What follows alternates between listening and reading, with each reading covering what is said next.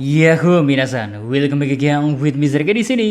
Jumpa lagi dengan pembahasan kita di One Piece. Pada kesempatan kali ini, Mr. K mau mengajak kalian untuk menelusuri tempat-tempat yang sulit untuk didatangi di dunia One Piece, guys. Entah itu karena letaknya, pengamanannya, sampai coro kesono nih. Kok bahasa Jawa sih? Pokoknya sulit bukan main dah. So, pulau apa aja kah itu? Langsung aja kita menuju ke pembahasannya, oke? Let's go! Number 1, Fishman Island. Pertama kita buka dengan nama tempat Fishman Island. Dari lokasi keberadaannya ya, udah bikin kita pusing 7 keliling. Hal ini dikarenakan Fishman Island atau Rigu Kingdom lah, berada di kedalaman 10.000 meter di bawah permukaan laut. Tepatnya ia berada tepat di bawah red line, sehingga tempat ini jadi rute untuk menuju New World. Kemudian kesulitan gak cuman di situ aja. Namanya di dalam laut ya, mereka ingin mencapai Fishman Island, kemungkinan besar akan bergelut dengan Sea Kings. Nah, tentu ada cara khusus supaya bisa sampai di sono, yakni dengan melapisi kapal dengan gelembung yang biasanya dilakukan di Sabaudi Island. Cuman tetap aja, meskipun berhasil melalui kejamnya dalam laut dan hantaman Sea Kings, masih ada pemeriksaan yang perlu dilalui. Semisal gak dipercaya ya bisa lain cerita. Disebutkan, saking susahnya menjangkau Fishman Island, katanya cuma 30% loh kapal yang berhasil sampai akhir mendaratkan diri mereka di Fishman Island. Gila kan? Untungnya bajak laut topi jerami termasuk dari 30% tersebut. Keunikan lain dari Fishman Island adalah soal cahaya dan udara yang mereka dapatkan, yaitu karena adanya akar pohon Yoju If. Selain jadi tempat bernaung manusia ikan, pulau ini juga jadi saksi sejarah karena menyimpan poneglyph. Bahkan Rod Poneglyph juga pernah berada di sini. Ya, sebelum akhirnya hilang entah kemana.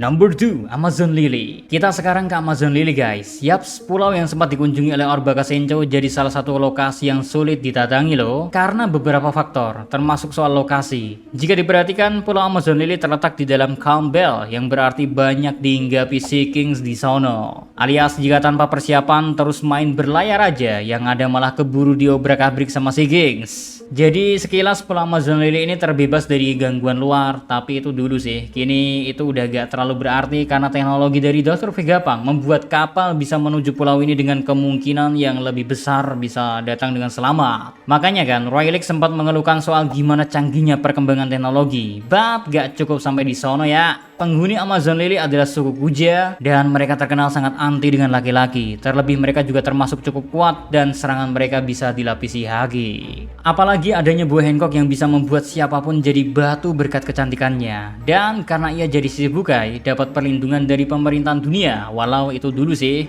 Sejak lepasnya status Shichibukai, kini Amazon Lily bisa diobrak-abrik lebih sering lah. Terbukti kan, marinir hingga Kurohige bisa mengacau di sono.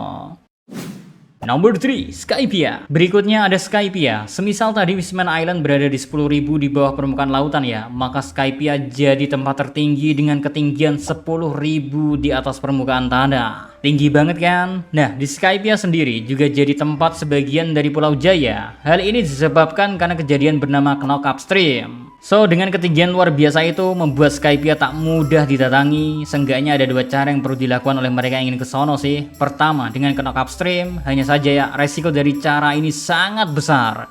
Dibutuhkan keputusan yang luar biasa tepat dari sang navigator, serta kesiapan dari kapal. Dan cara ini juga memerlukan waktu yang tepat karena knock upstream tak terjadi setiap saat. Detailnya, fenomena alam ini hanya terjadi 5 kali dalam sebulan. Dan yang perlu menjadi catatan, kekuatan dari aliran menuju langit ini sangat bervariasi. Coba bayangkan semisal lagi gak terlalu kuat gimana coba. Bisa-bisa cuma bikin kapal terbang ke langit dan menghantam lautan dengan sangat keras. Cara ini cukup populer karena disebut cara yang berjuluk semua atau tidak sama sekali. Lalu untuk cara kedua ya, bernama Summit of High West. Sayangnya belum ada informasi lebih lanjut mengenai detailnya.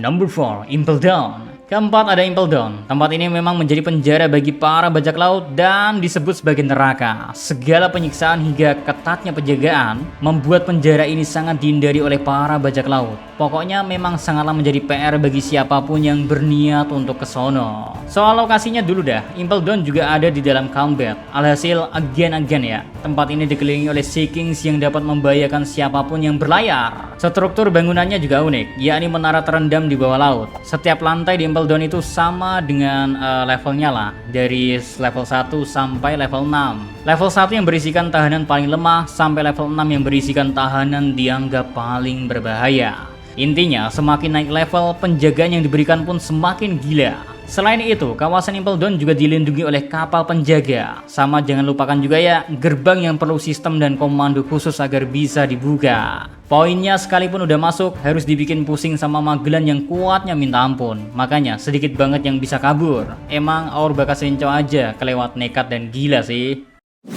Number 5, Zoo. Tempat kelima yang selanjutnya ya, sulit dikunjungi adalah Zoo. Sebab seperti yang kita tahu ya, pulau ini diibaratkan pulau hantu. Ia gak menetap di satu tempat, melainkan selalu bergerak. Lantaran Zoo ini ada di punggung gajah super raksasa bernama Zuniza. Dan disebutkannya Zuniza telah berjalan lebih dari 1000 tahun lamanya. Nah, karena selalu berpindah-pindah, membuat Zoo tak mudah untuk ditemukan. Ibaratnya ya, untung-untungan lah buat bisa ketemu. Terus hal itu juga yang bikin Zoo tidak bisa dilacak melalui log post. Terus gimana caranya coba bisa ke sana selain untung-untungan berlayar di New World? Ada caranya kok, yaitu dengan menggunakan Fever Card yang kita tahu dapat mengantarkan kita dengan pemilik bagian kertas lain. Dengan demikian, kita harus akrab sama suku Mings biar kebagian kertas Fever Card-nya. Permasalahan berikutnya soal naik ke punggung Zuniza karena kakinya panjang serta kulitnya kasar dan bergelombang. Semisal mau naik, ada resiko untuk terjatuh lah. Dan di luar semua itu, Zuniza ternyata punya kesadaran dan bisa diperintah oleh pemilik kemampuan Voice of Vaulting, seperti Momo misalnya. Number 6, Marijoa. Tadi kita sempat bahas Impel Down, sekarang masih jadi bagian dari pemerintahan dunia, malah jadi pusatnya, yaitu Marijoa. Semisal ingin menyeberang di antara dua bagian Greenland yang aman dan tentram, ya Marijoa ini bisa jadi jalan utama. Cuman karena ini milik pemerintahan dunia guys, gak sembarang orang bisa melakukannya, apalagi bajak laut, udah pasti ke blacklist. Well, sebagai pusatnya orang-orang penting, seperti Tenryubito yang hidup bermewah-mewahan, Gorosei si pemangku kebijakan, sampai Im-sama sang pemangku tahta. Keamanan yang disiapkan juga bukan main-main. Sosok hebat seperti CP0, Kong, hingga Admiral bisa aja dipanggil untuk alasan keamanan doang. Benar-benar hanya orang spesial yang bisa masuk ke area ini. Terus gimana caranya bisa ke sono? Simple sih, salah satunya bisa mendatangi Redport untuk kemudian menaiki angkutan bernama Bondola. Meski demikian ya, Marijoa tercatat udah beberapa kali berhasil diselundupi. Pertama, di masa lalu, Fisher Tiger pernah membebaskan budak di sana. Kedua, ada Lafitte dari bajak laut Kurohige. Ketiga, ada Sabu dan kawan-kawan dari pasukan revolusi. Malahan yang ini berhasil melarikan diri dan membebaskan Kuma. Dan yang keempat adalah Bonnie dengan kemampuan penyamarannya. Ya, kekuatan buah iblisnya sih. Number 7, Wano Kuni. Ketujuh ada Wano Kuni, negeri yang bisa dibilang Jepang banget ini ya. Emang udah terkenal sebagai negeri yang terisolir. Padahal negeri ini punya keindahan yang memanjakan mata. Tepatnya sebelum didatangi Kaido sih. Cara agar bisa menjangkau Wano Kuni sulitnya bukan main. Mereka juga punya aturan khusus, baik soal mereka yang meninggalkan negeri maupun bagi pendatang. Kita bahas kesulitan dari lokasi dulu ya. Wano Kuni seolah punya penghalang alami, di mana arus lautan yang mengelilingi mereka itu ya senantiasa bergelombang tinggi, yang diperparah dengan badai pula. Kemudian pembatas mereka juga bukan perkara mudah untuk dilewati.